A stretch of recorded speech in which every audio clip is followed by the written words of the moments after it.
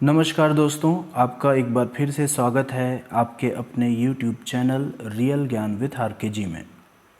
दोस्तों, हम भाषा की संरचना के बारे में पढ़ रहे थे, जिनमें से हमने ध्वनि संरचना और उनकी विशेषताओं का अध्ययन किया और उन्हें बहुत ही बारीकी से समझा।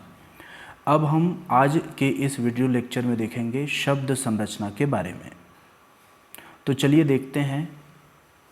भाषा की लघुतम, स्वतंत्र और सार्थक इकाई को शब्द की संज्ञा दी जाती है।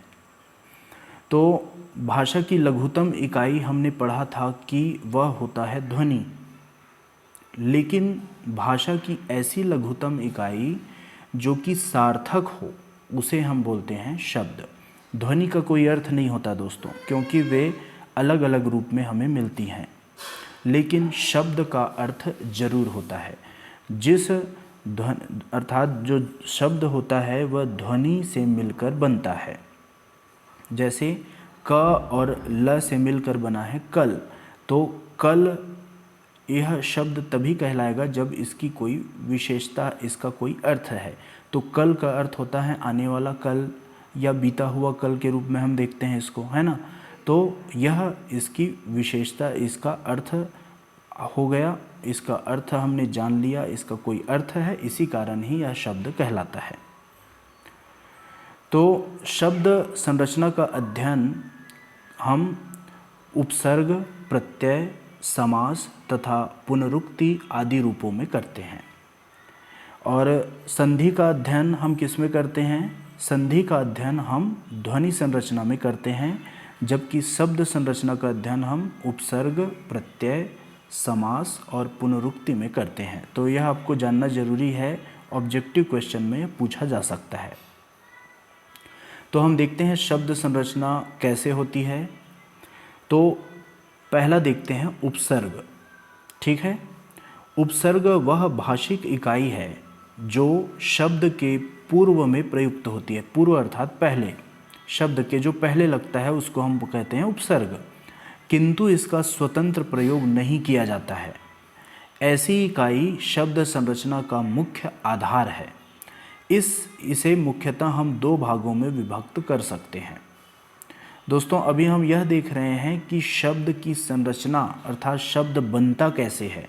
तो शब्द किससे किससे बनता है? उपसर्ग लगने से, प्रत्यय लगने से, समास में, है ना, समासिक शब्दों से, उसी तरह पुनरुक्ति से, इन सभी चीज़ों से शब्द बनता है। इसी को हम जान रहे हैं। ठीक है, तो उपसर्ग में हम देखते हैं कि उपसर्ग को दो भागों में हम विभाजित कर सकते हैं।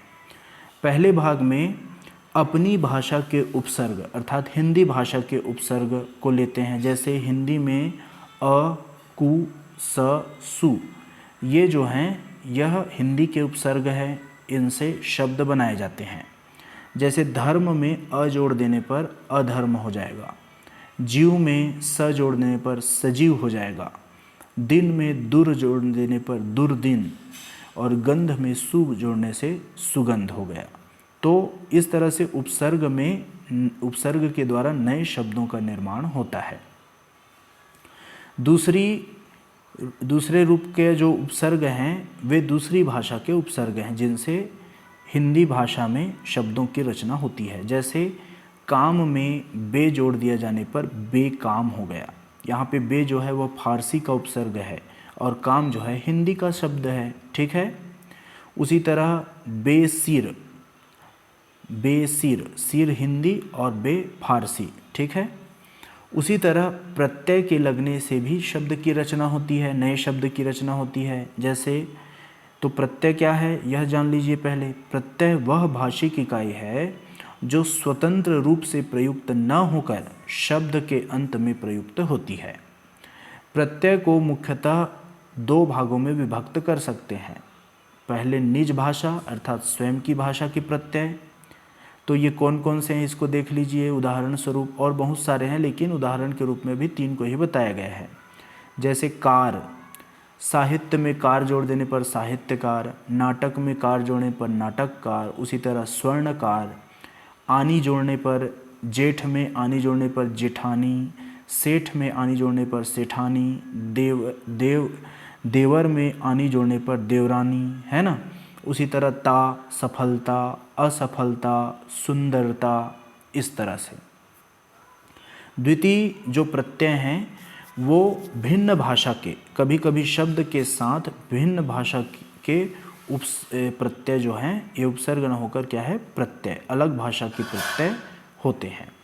जैसे ई, डॉक्टर जो है वह अंग्रेजी का शब्द है और ई जो है हिंदी का प्रत्यय है, तो डॉक्टर में ई जुड़ने से हो गया डॉक्टरी। उसी तरह दारी, दार जो है या दारी जो है फारसी का शब्द है और वफ़ा अरबी शब्द है, तो इन दोनों को मिलने से हो गया वफ़ादारी, ठीक है। उसी तरह दार प्रत्यय, जड़ में दार प्रत्यय जोड़ने से जड़दार। उसी तरह ची प्रत्यय, संदूकची, संदूक में ची जो है वह तुर्की प्रत्यय है और संदूक जो है अरबी का शब्द है। तो इस तरह से हम प्रत्यय देख लिए। अब हम देखते हैं समास। तो समास के द्वारा भी अन्य नए शब्द बनते हैं। जैसे तो समास क्या होता है, समास में दो शब्द जो होते हैं वह जुड़कर एक सामासिक शब्द का रूप धारण कर लेते हैं। समास का अर्थ होता है दोस्तों जोड़ना। समास का अर्थ क्या होता है, जोड़ना। तो ये किसको जोड़ता है, दो शब्दों को जोड़ता है और जोड़कर क्या बनाता है, कोई एक शब्द बनाता है, ठीक है। और ऐसे बने शब्द को हम बोलते हैं सामासिक शब्द, ठीक है। विग्रह किसे कहते हैं, जब हम दो जो सामासिक शब्द बना होता है उसको वापस दो शब्दों में तोड़ दें, उसको हम बोलते हैं समास विग्रह, ठीक है। तो जो सामासिक शब्द है उसको समस्त पद या समासिक पद के नाम से भी जाना जाता है। जैसे माता और पिता, माता और पिता, यहाँ पे दो या दो से अधिक शब्द हैं। माता और पिता तीन शब्द हैं, इनको जोड़कर एक शब्द, एक सामासिक शब्द बन गया माता पिता। उसी तरह राजा का पुत्र बन गया राजपुत्र, ठीक है। समास प्रक्रिया में दो शब्दों के मध्य से कारक चिन्ह का लोप हो जाता है। तो समास में होता क्या है, जो कारक चिन्ह रहते हैं, ठीक है। कारक कितने प्रकार के होते हैं, हिंदी में कारक होते हैं 8 प्रकार के, ठीक है। ने को से का में हैं, ठीक है। ये सभी कारक चिन्ह हैं, और भी होते हैं थोड़ा बहुत, है ना, लेकिन ये मुख्य कारक चिन्ह होते हैं। 8 कारक चिन्ह होते हैं, इनका क्या हो जाता है, लोप हो जाता है। कर्ता ने, कर्म को, करण से, ये जो ने को से ये सब लग रहा है, ये सभी कारक चिन्ह कहलाते हैं, ठीक है। तो समास प्रक्रिया में जब हम सामासिक शब्द बनाते हैं तो शब्दों में से कारक चिन्ह का लोप हो जाता है। लोप हो जाता है अर्थात लुप्त हो जाता है, छुप जाता है। जैसे घोड़ों की दौड़ बन गया घुड़दौड़, ठीक है। तो घुड़दौड़ बोलने से यही आशय निकल रहा है कि घोड़ों का दौड़ होता है, ठीक।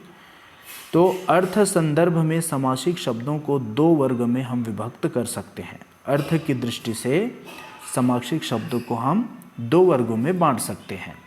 प्रथम वर्ग में हम उन सामासिक शब्दों को रख सकते हैं जिनके अर्थ वहीं रह जाते हैं, ठीक है, जो सामासिक शब्द बनने के पूर्व होते हैं। जैसे माता और पिता, तो माता और पिता, और इसका हो गया माता पिता, सामासिक शब्द बन गया। तो माता पिता कहने से भी माता और पिता का ही बोध हो रहा है, अर्थ वही निकल रहा है। उसी तरह राजा और रानी, क्या हो गया, राजा रानी, तो इसका वही अर्थ है जो पहले था, सामासिक शब्द बनने के पूर्व था, है ना। उसी तरह दूसरे वर्ग में हम उन सामासिक शब्दों को रख सकते हैं जिनके अर्थ में भिन्नता आ जाती है। जैसे जल और वायु से हमारा सामासिक शब्द बन रहा है जलवायु, ठीक है। तो यहाँ पे सामासिक शब्द के पहले और सामासिक शब्द बनने पर दोनों का अर्थ भिन्न है दोस्तों। तो विग्रह रूप में ये सामासिक शब्द जलवायु है और ये इसका विग्रह रूप है। विग्रह रूप में पानी और हवा का ज्ञान हमें होता है, ठीक है, जल और वायु, ठीक। तो सामासिक रूप में विशेष अर्थ वाला वातावरण का ज्ञान हो रहा है। जलवायु कहने से हमें वातावरण का ज्ञान हो रहा है, यह वातावरण का अर्थ दे रहा है, ठीक है।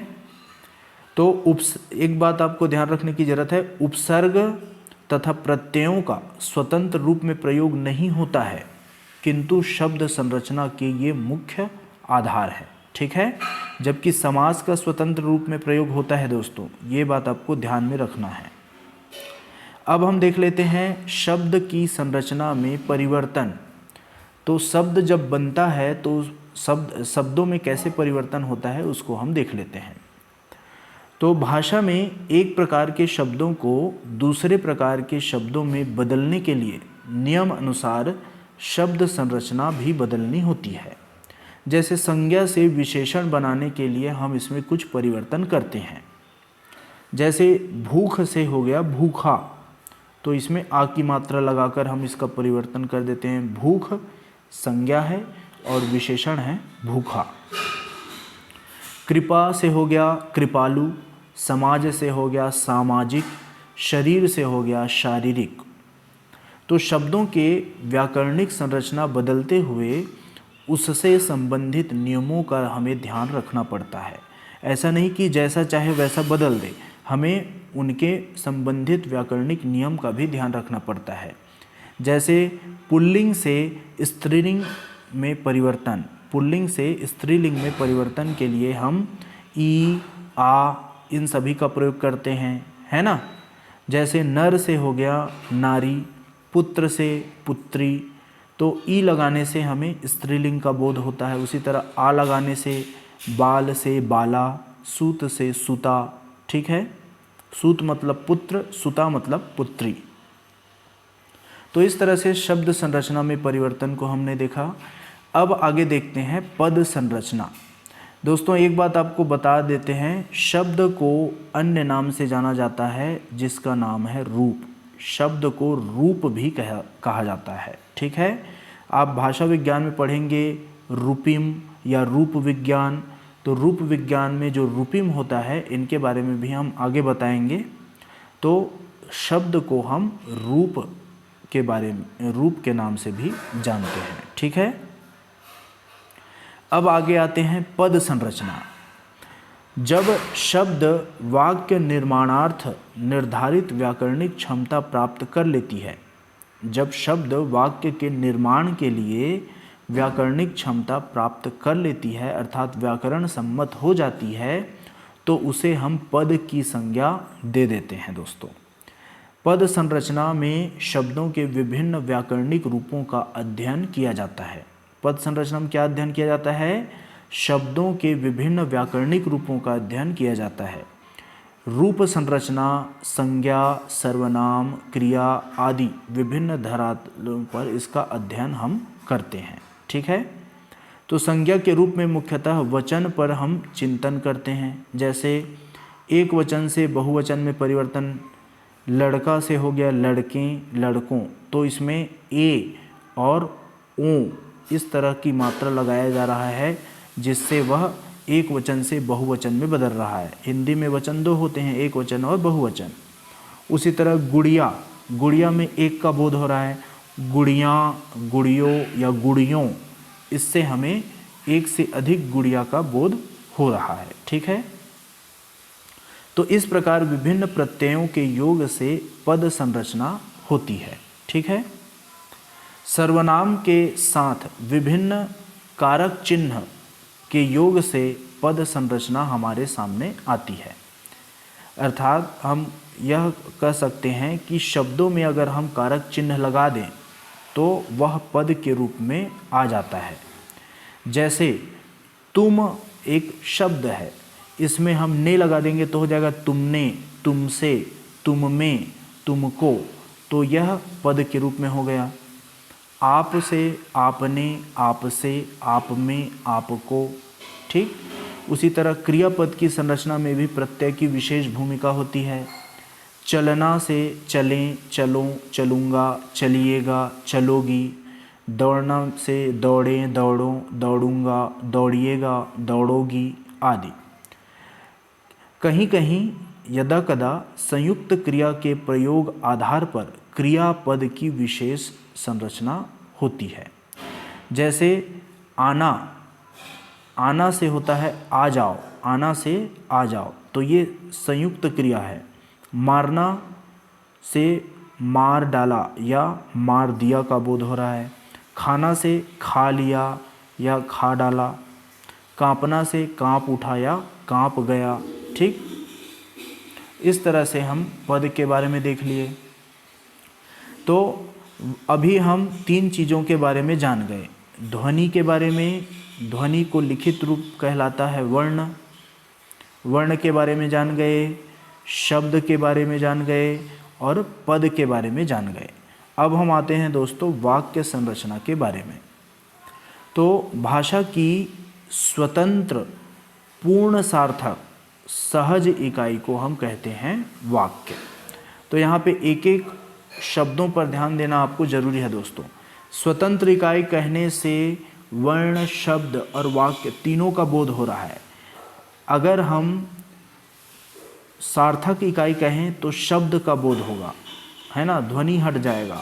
लेकिन अगर हम पूर्ण सार्थक कहें और सहज इकाई कहें, ठीक है, तो हम इसमें वाक्य को रखेंगे। ठीक है, तो पूर्ण सार्थक कहने का अर्थ है कि वाक्य के द्वारा हमें पूरा जानकारी, पूरा बोध हो जाता है।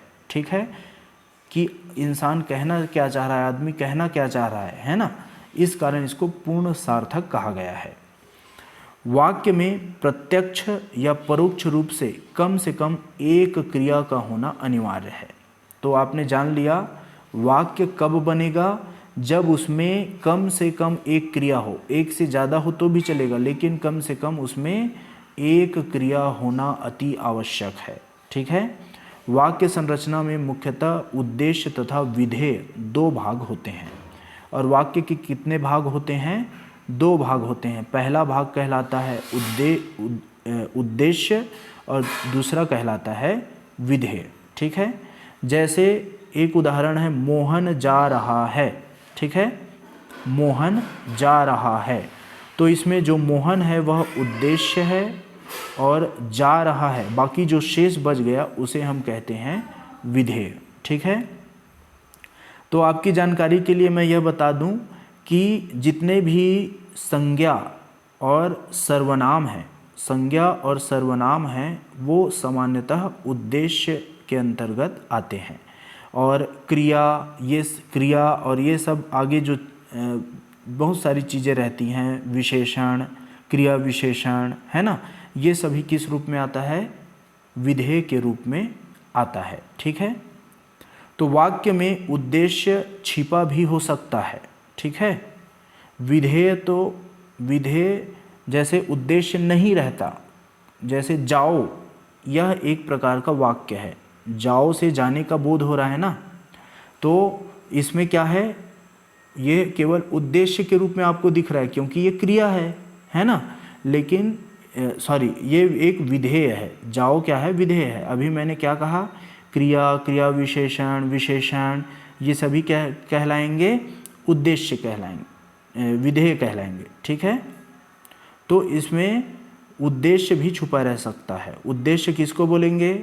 उद्देश्य हम कहते हैं संज्ञा या सर्वनाम को, संज्ञा या सर्वनाम को। ठीक है, तो जैसे जाओ कहने से हमें विधेय का बोध हो रहा है, केवल विधेय है ऐसा लग रहा है, लेकिन इसमें तुम छुपा है, तुम जाओ। ठीक है, उसी तरह खाइए से आप खाइए, इसका बोध हमें होता है। ठीक है, वाक्य की स्पष्ट संरचना का भाव अभिव्यक्ति में विशेष महत्व होता है। जैसे वाक्यों में भी हम बलाघात देते हैं, रोको मत जाने दो, यहाँ पे शब्द बलाघात आ गया है दोस्तों, है ना।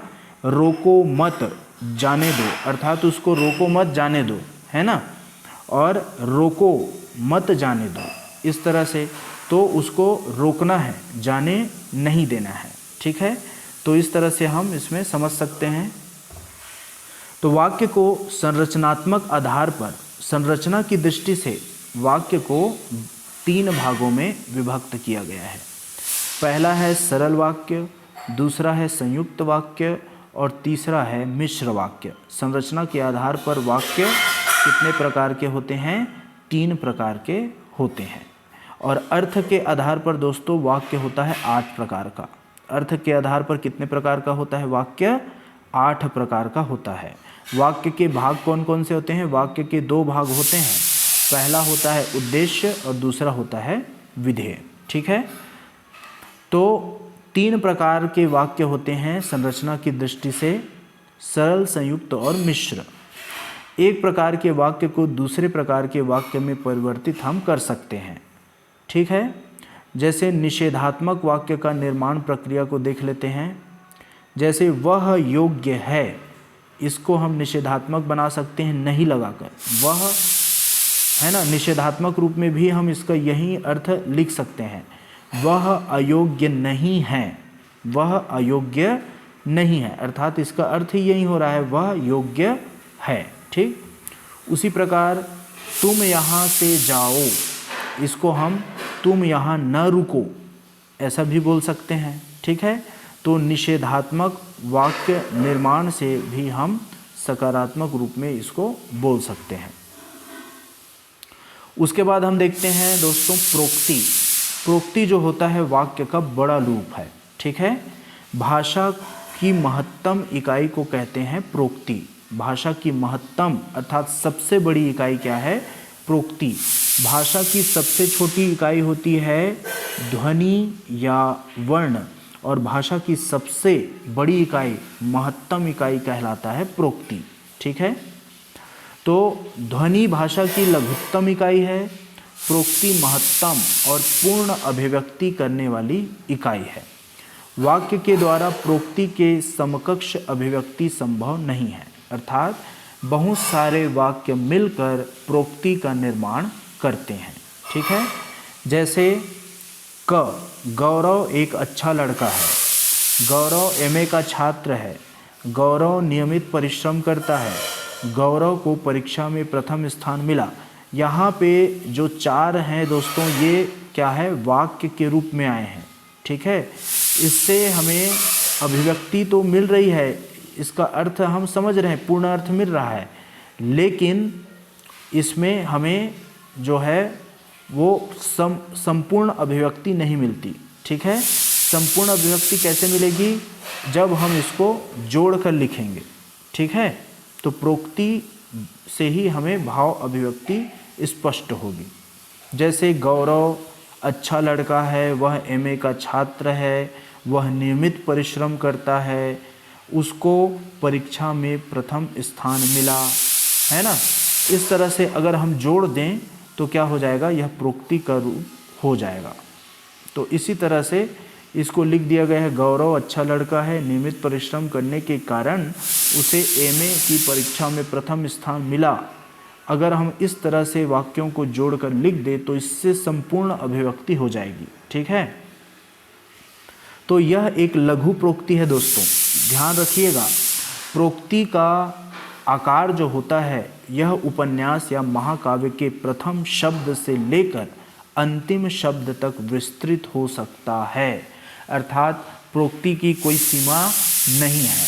ठीक है, 10 पन्ने का भी हो सकता है, 1000 पन्ने का भी हो सकता है। ठीक है, इसीलिए आचार्य विश्वनाथ ने हिंदी जो साहित्य दर्पण इनकी रचना है, इसमें महावाक्य की कल्पना की है। तो प्रोक्ति को हम महावाक्य कह सकते हैं। उन्होंने लिखा है कि वाक्योच्चयो महावाक्यम, अर्थात वाक्यों का उच्चय अर्थात उत धन चय एक दूसरे के ऊपर सटा हुआ रूप जो कहलाता है वह है महावाक्य। इस प्रकार विभिन्न वाक्यों के एक दूसरे के ऊपर के रूप महावाक्य हैं। इस प्रकार ठीक है, विभिन्न वाक्यों के एक दूसरे के साथ समाहित होने के फलस्वरूप महावाक्य बनता है। महावाक्य या प्रोक्ति के विभिन्न घटक रूपी वाक्य भिन्न भिन्न अर्थ रखते हुए भी परस्पर मिलते हुए भी एक समझता बोधक अर्थ की अभिव्यक्ति करते हैं। इस प्रकार वाक्य से कहीं विस्तृत अर्थ और संरचना का ज्ञान हमें होता है। इस प्रक्रिया से जुड़े विभिन्न वाक्यों का समूह विशेष भाव और संरचना में भाषा की महत्तम इकाई का बोध कराता है। ठीक है, तो आपको याद रखना है कि आचार्य विश्वनाथ ने प्रोक्ति को क्या कहा है? महावाक्य। और डॉक्टर रामचंद्र वर्मा ने प्रोक्ति को वाक्य बंध कहा है। तो ये छोटी छोटी चीज़ें आपको याद रखने की ज़रूरत है, ठीक है।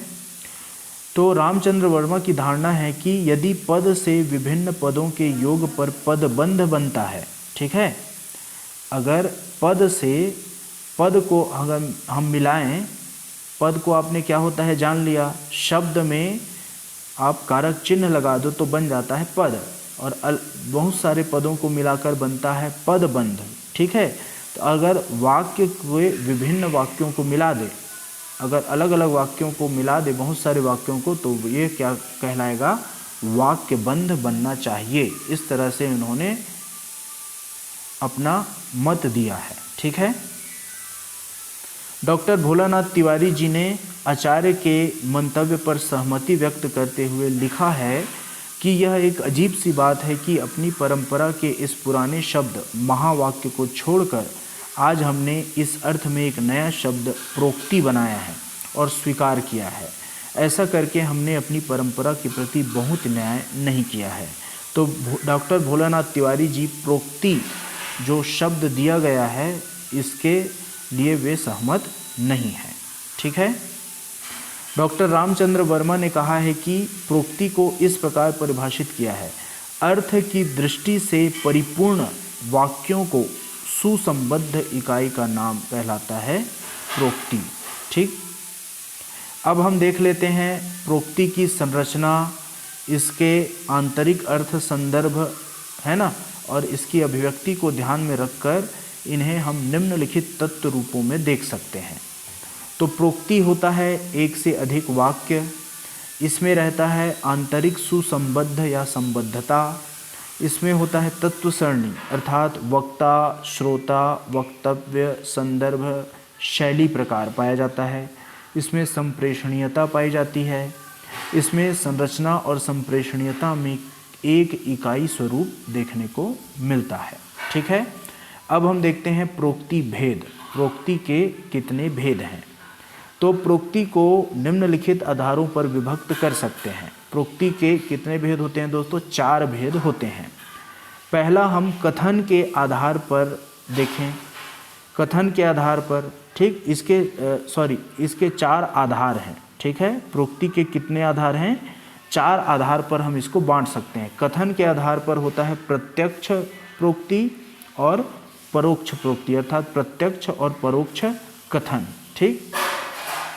कथन शैली के आधार पर होता है औपचारिक और अनौपचारिक। स्थान के आधार पर होता है स्थानीय और सार्वभौम, और काल आधार पर होता है वर्तमान, भूत, भविष्य और सार्वकालिक। तो कथन के आधार पर 2 होता है प्रत्यक्ष परोक्ष कथन। कथन शैली के आधार पर होता है 2 औपचारिक अनौपचारिक। स्थान आधार पर होता है स्थानीय सार्वभौमिक, और काल आधार पर होता है भूत, वर्तमान, भूत, भविष्य और सार्वकालिक। तो ये 4, ठीक है। तो इस तरह से प्रोक्ति को हमने बांटा है। तो दोस्तों इस तरह से वाक्य की संरचना में जो जो इकाइयाँ आती है उनको हमने बहुत ही गौर से देखा, और अब आप समझ गए होंगे कि जो भाषा है वह किन किन तत्वों से मिलकर बनती है। तो भाषा किन से बनती है? ध्वनि इसकी सबसे छोटी इकाई है। ध्वनि के बाद ध्वनि इसकी सबसे छोटी इकाई। ध्वनि के बाद क्या आता है दोस्तों? शब्द। शब्द के बाद आता है पद। पद के बाद आता है वाक्य। वाक्य के बाद आता है, और पद को ही पद के बाद उपवाक्य भी आता है दोस्तों, है ना। तो पद को हम या पदबंध को हम उपवाक्य के नाम से जानते हैं। 2 या 2 से अधिक पदों के मिलने से बनता है उपवाक्य, जिसको हम पदबंध के नाम से जानते हैं। उपवाक्य से बनता है वाक्य, और विभिन्न वाक्यों को जोड़कर बनता है प्रोक्ति, ठीक है। और प्रोक्ति को ही हम क्या कहते हैं? महावाक्य, ठीक है, या वाक्य बंध के नाम से हम इसको जानते हैं। तो आशा है आपको यह बहुत अच्छे से समझ आया होगा भाषा की संरचना। अगर आपको अच्छा लगा तो वीडियो को लाइक कीजिए, शेयर कीजिए, और अगर आप मेरे चैनल में नए हैं तो वीडियो को सब्सक्राइब करना ना भूलिए। आप सभी का धन्यवाद। फिर मिलते हैं एक नए वीडियो के साथ।